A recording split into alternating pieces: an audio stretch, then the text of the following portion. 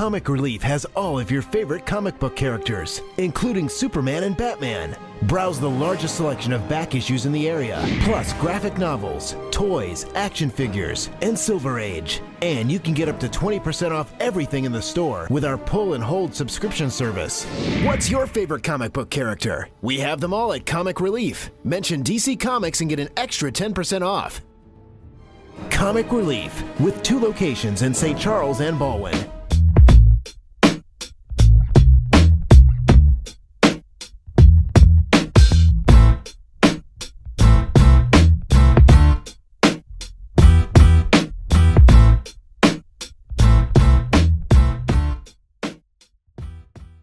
What's up, everybody? It's John with John Sports House Collectibles coming at you with a brand new video. How's everyone doing out there today in the YouTube universe? It's another comic book video. I haven't done a comic book pickup video in a few weeks and made my rounds and got some cool books. This is an all DC one today. Got 2 Bronze Age and 1 Silver Age book. 3 books, and we're going to go into a book for my collection too. Pick out a DC book for my collection and showcase it.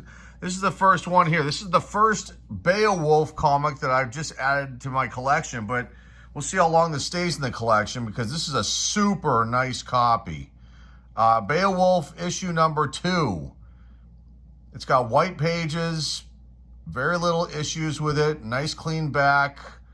Only thing that's really going on here is a little bit of a kind of a mark down here and here. Other than that, this is a pretty clean copy of Beowulf number 2. Now, I wish there was Beowulf 1. Was that there? That might have been there, but it was so beat to hell.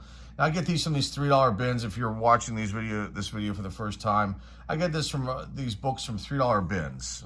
I could just buy one book and spend the same amount of money and get a better high quality book of something. But I like to dig and spend an hour or two in some of these locations and try to find things like this that are buried, probably forgotten about. People don't seem to care, but I care. I get drawn in by these titles and these artists that do the covers here. And Beowulf, Dragon Slayer, and the Slave Maid of Satan. Yeah. You gotta love it, folks. You gotta love it. This is the swords and sorcery genre that DC Comics came out with. And it's based on the Anglo-Saxon mythic hero Beowulf, obviously. And this only ran for like less than a year. It ran from May 1975 to March 1976, and then it was done. My guess is it was not a very popular release by DC. So let's get into the logistics of this one here. You've got a release date of this book,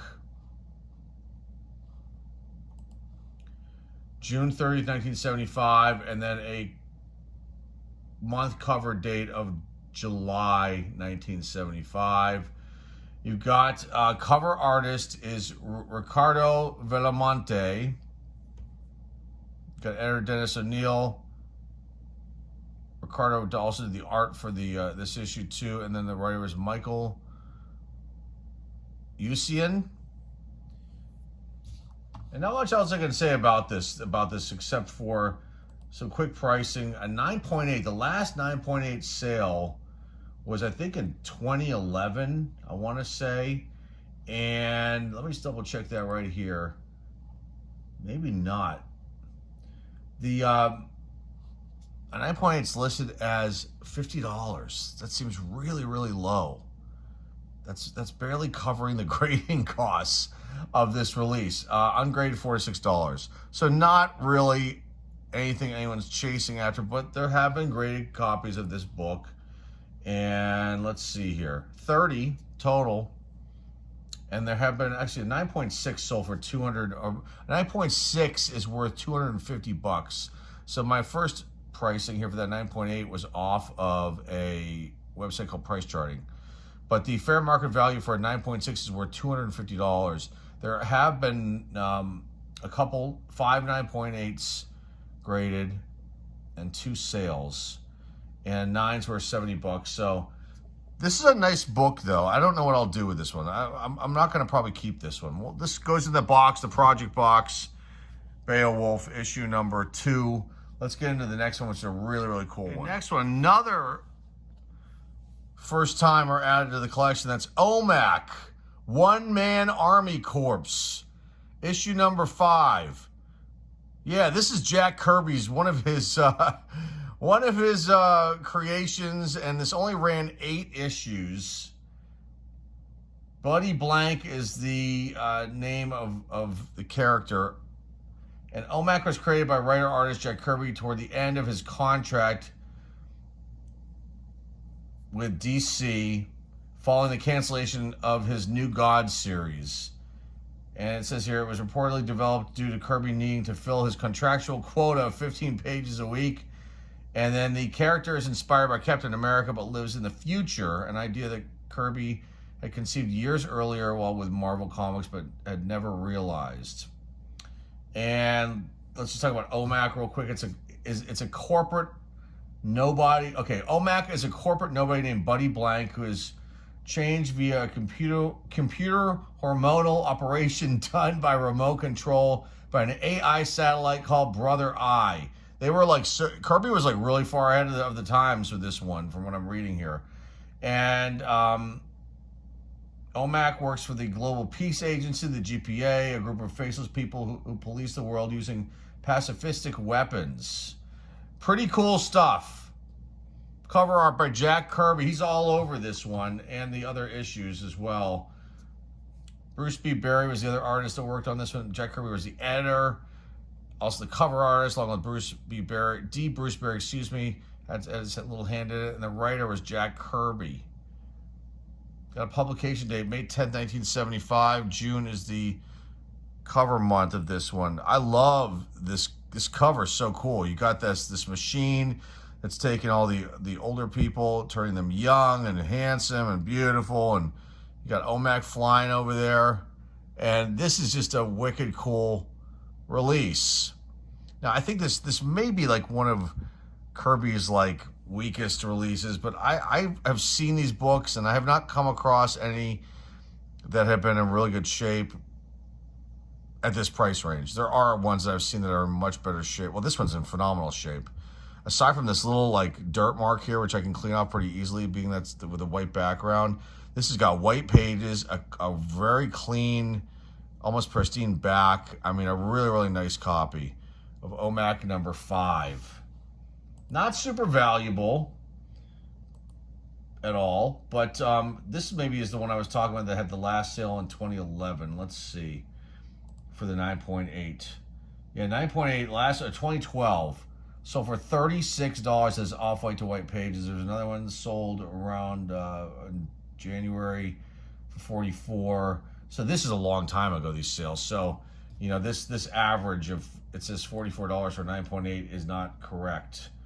9.6 for American value, $75. It seems very low. Well, maybe it is because it's not an important issue. Ungraded, $4 to $6. But I found this fascinating. Like I said, I always come across OMAC, and the condition in the bin, the boxes, the long boxes that I go through, is not good.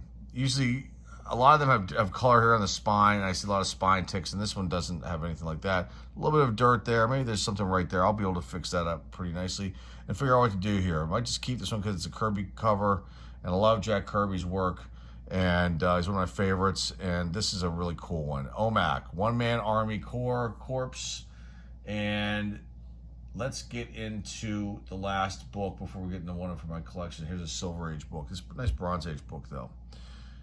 The last one is another first one added to the collection, and this one I'll figure out what to do here with this one. This one caught my eye. It's a Neil Adams cover.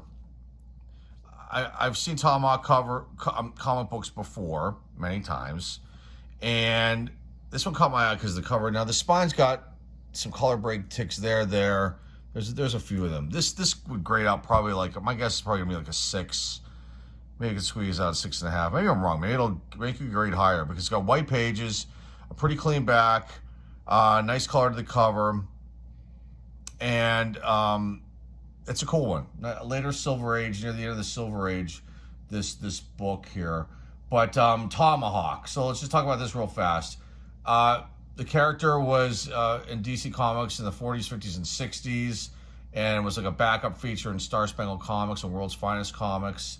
And then in 1950, Tomahawk got his own series, and it lasted 140 issues until June 1972.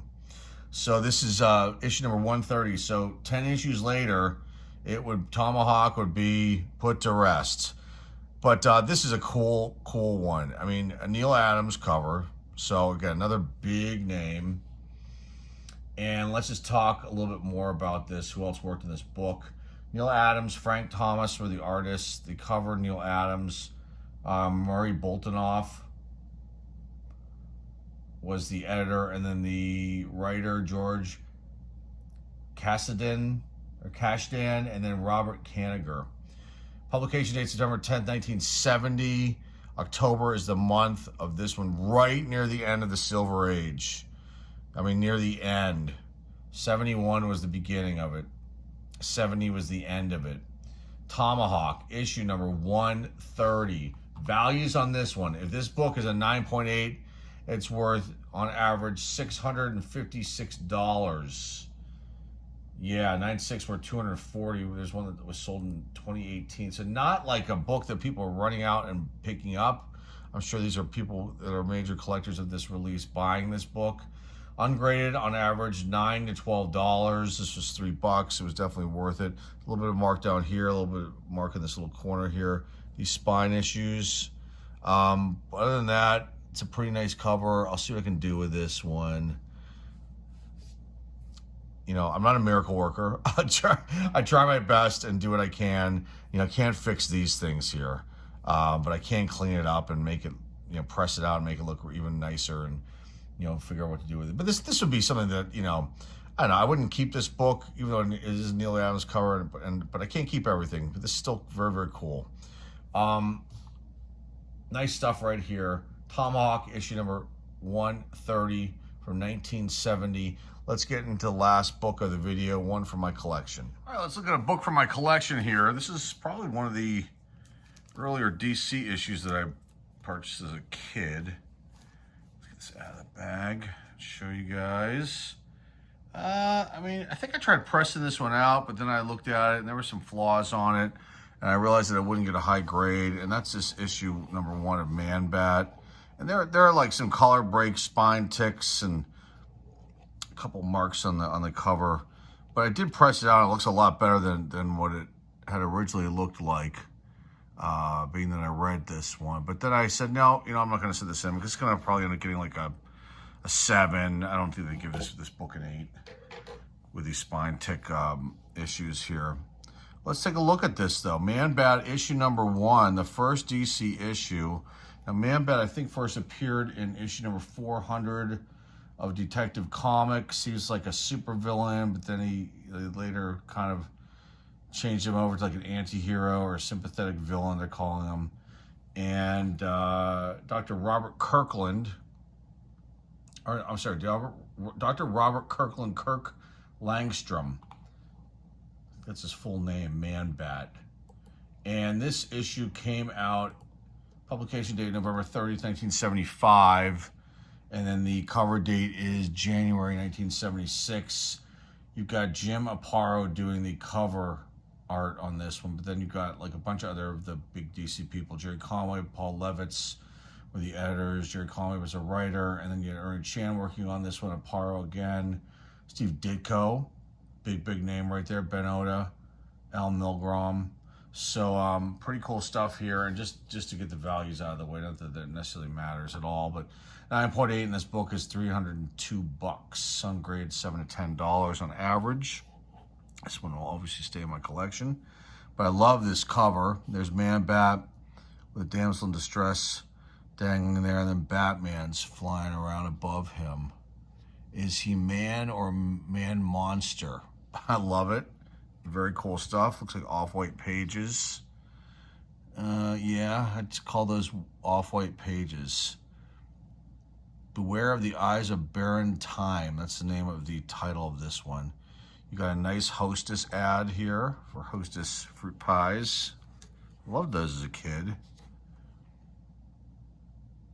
But, you know, interesting stuff here. I'm not going to look too close at this one as far as the story goes, but you can see I'm more or less looking to see the stuff that's inside the book that, you know, advertising-wise.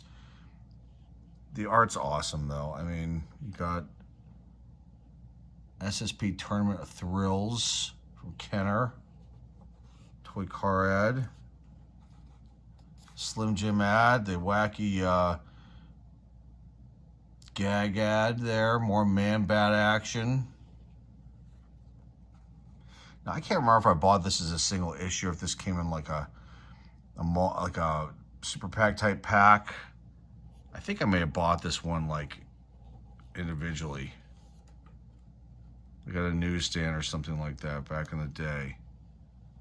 Learn how to play guitar. There's Batman showing up. Beautiful.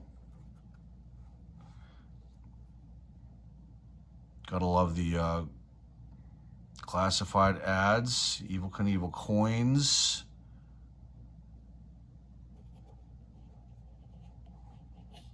Very cool. So we're gonna flip the page here. Pause this for a second. Okay. Two Sacco specials, Super Friends, Dick Tracy.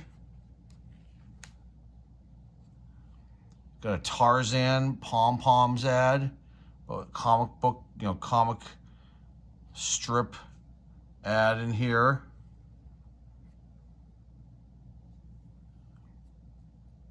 These are awesome. These are the oversized books.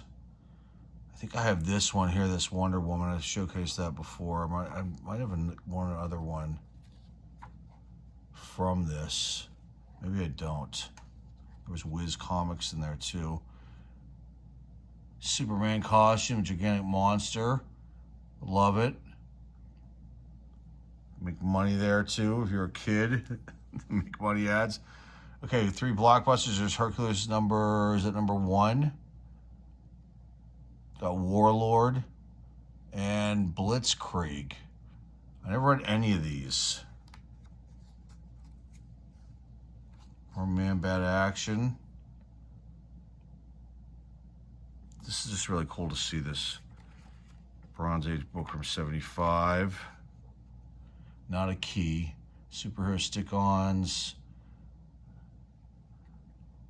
Muscle ad. DC Comics. Ads for subscriptions. You got a Young Love. Our Army at War. Looking back at this now, it's like this would have been awesome to have at the end of this one. And with a glowing T, I got one more page here. Next issue, The Ten-Eyed Man. The Mystery of the Man-Bat. It's giving a background of it. That's pretty cool in case you picked this up and you weren't familiar. Here's an action. Army guys. And the glowing T-shirts. And the back of this. Yeah, I mean, this book was like, had it not had the spine ticks, the color break bad ones on here, this would have probably gone in. Then I would have probably sold it and regretted it. But the back of this book is like really clean. I mean, there's a little bit of, you know, there's a few indentation ticks right here too. But, you know, I mean, the white on this is holding pretty well. Very cool one. The Shrunken Head ad. There's Vincent Price there too. Let me pause this one more time and then we'll wrap this one up. So this was a cool one to do with the DC releases here. This Man-Bat book is actually, the more I think about it, I mean, the fact this is one of my earlier books and it's in pretty damn good shape. This probably squeeze out a 7. I was thinking maybe this could get an 8, but there are a bunch of, you can see spine 1, 2, 3, 4, 5. There's a little mark somewhere else here. That would knock it down. I bet you they would give this a 7. That's my guess. But this is awesome nonetheless. And this OMAC. OMAC was Kirby's last like standalone storyline for DC. Like this was it for him. I think he came back and did something else with DC, but this was it. So that's another significant thing about the OMAC series there. The short-lived OMAC release, but it was still pretty cool. But regardless, hopefully you enjoyed this one. I will have more comic book videos coming up soon. Eventually I will have like probably a pack opening or something, just to kind of give you pack lovers some love and attention here that view the videos. And that's all I've got for you guys today. So if you're new here and you like what you see, tons of comic book videos, trading card videos. If you're new here, feel free to subscribe. I'd love to have you on board. Remember to hit the like button and the thumbs up button, and put your comments down below. And what else can I say here? The eBay link's down below in the description. And that is all I have for you guys today. Once again, greatly appreciate you guys being here, checking this one out. Until next time, folks, this is John with John Sports as a Collectible signing off, and I'll see everybody very, very soon. Take care. Meet Super Friends, Superman, Wonder Woman, Aquaman, Batman. Together for the first time with 3 new friends, Wendy, Marvin, and Wonder Dog, Super Friends.